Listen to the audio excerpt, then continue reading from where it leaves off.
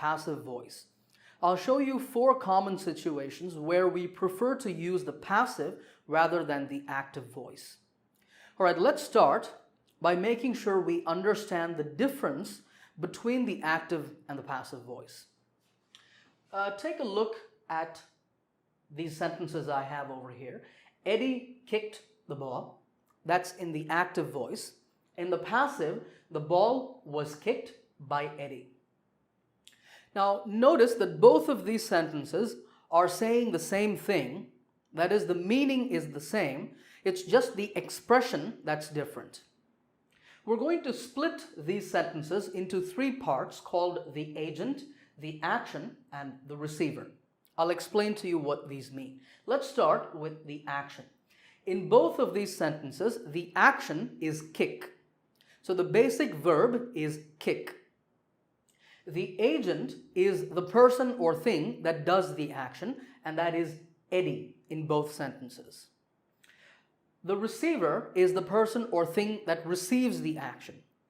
In this case, it's the ball that receives the kick, so the receiver is the ball.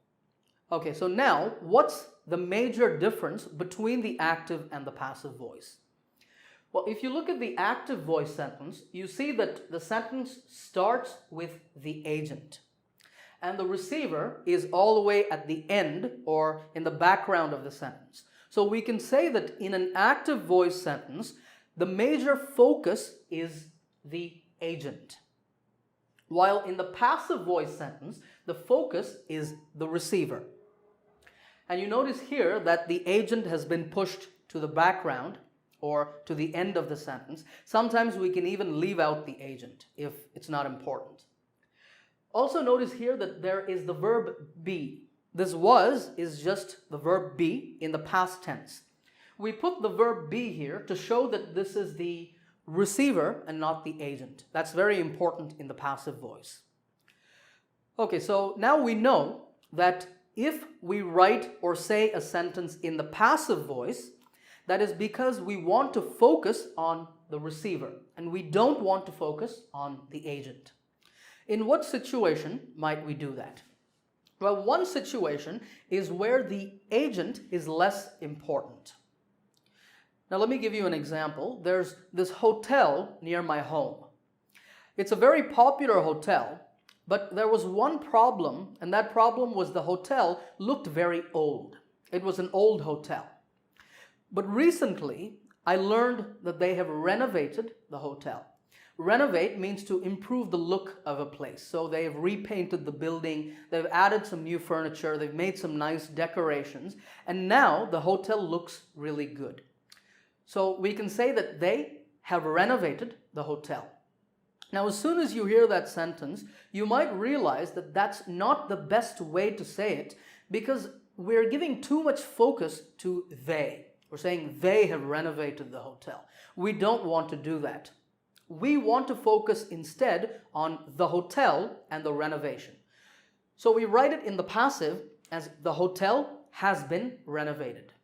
It's in the present perfect tense, so I'm writing has been.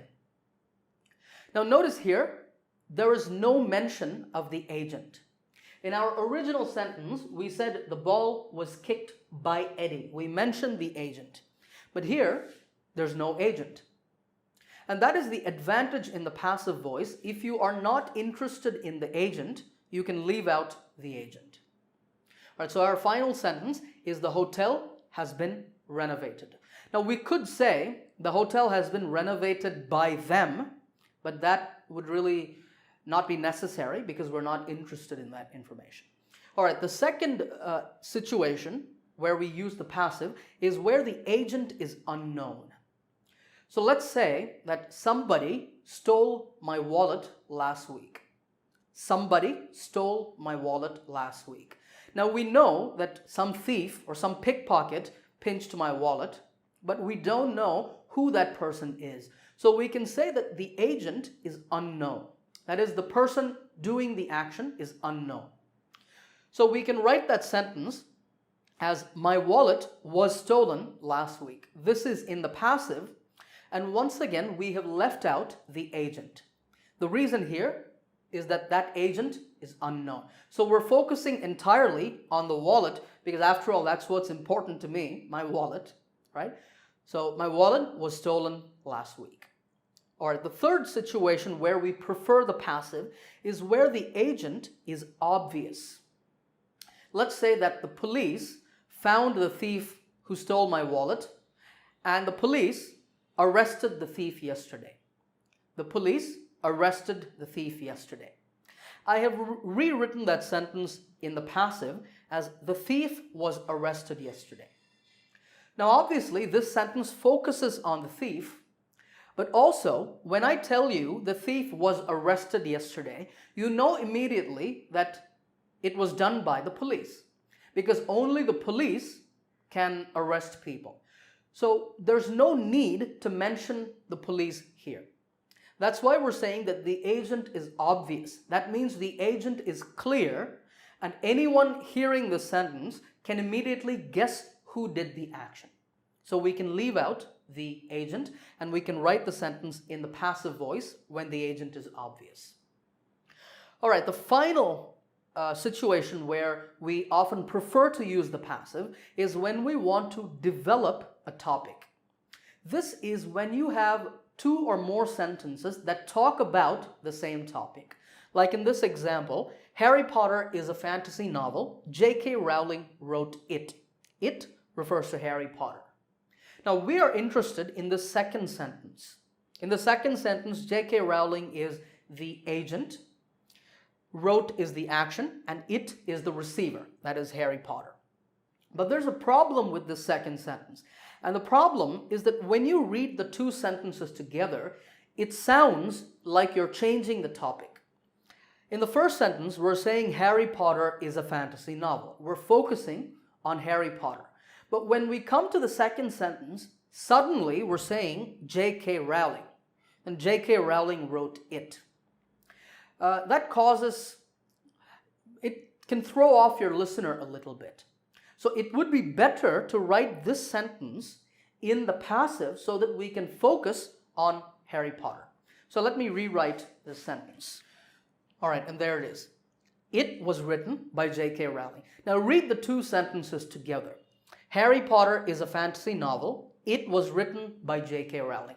Notice in this sentence, or in this case, we're flowing smoothly from the first sentence to the second sentence. We're keeping the topic the same.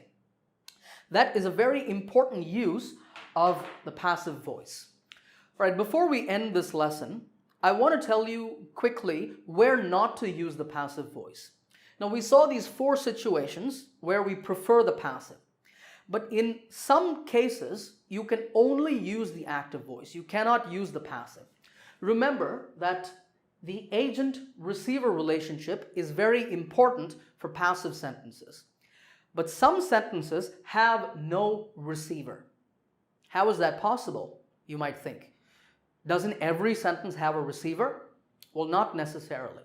When I say, I'm happy, there's no receiver in that sentence. Or if I say, the baby cried, again, there's no receiver. So for sentences like that, there is no passive voice. You can only use the active voice. Now, if a verb does not have a receiver, like cry, laugh, am, like I'm happy, etc., then we call that verb, we call it an intransitive verb. That's a verb that has no object or receiver. The passive voice is only possible for transitive verbs, that is, verbs that take an object, like kick, steal, arrest, write, etc. So that's very important to keep in mind. Also keep in mind that we use the passive voice more in writing and less in speech. So if we're talking, it's natural to use the active voice. So I might say, hey, guess what? They've renovated the hotel. They have renovated the hotel. That's an active voice sentence. Or, someone stole my wallet last week. That's also perfectly natural to say. Or, hey, you know what? The police arrested the thief yesterday. That is in the active voice, and in speech, it's very common to do that. So remember just that difference. All right, I hope you enjoyed this lesson. Remember to subscribe to this channel, and I'll see you in another lesson soon.